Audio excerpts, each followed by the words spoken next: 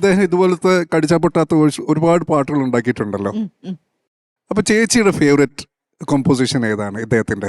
ഒത്തിരി ഉണ്ട് ഷാൻ. ക്ഷണക്കത്ത് തന്നെ എനിക്ക് ഭയങ്കര ഫേവറേറ്റ് ആണ്. അത് സിന്ദൂരരേഖ കുറെ ഉണ്ട്, എനിക്ക് ഭയങ്കര ഫേവറേറ്റ് ആണല്ലേ. അതുപോലെ ഞാൻ പുതിയ പാട്ടുകൾ ഉണ്ടാക്കുമ്പോൾ നല്ല തെറിയും പറയുന്ന ആളുകളായ അവർ രണ്ടുപേരും. ഈ കൊച്ചൊരു ദിവസം കരഞ്ഞ് ഞാൻ എൻ്റെ ഒരു ട്യൂൺ കേട്ടിട്ട്. അവർക്ക് വേറെ ഒന്നുമല്ല അവള് പറഞ്ഞത്, അച്ഛാ ഇതെങ്ങനെ റിലീസായിട്ട് എന്റെ ഫ്രണ്ട്സ് കാണുമ്പോൾ ഞാൻ അവരുടെ അടുത്ത് എന്ത് പറയും, ഇത് എന്റെ അച്ഛനാ ചെയ്തത്. അത്ര ബോറായിരുന്നു ആ പാട്ട്. അത്രയൊന്നുമല്ല, എന്നാലും അത് പറഞ്ഞോ, സത്യം പറഞ്ഞോ മോളെ.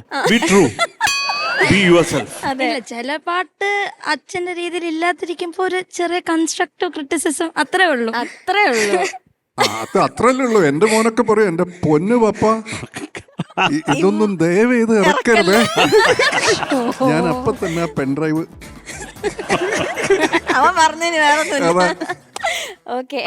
അത് എനിക്ക് തോന്നുന്നു ധ്യാൻ വല്ലതും കൊടുത്തു കാണും.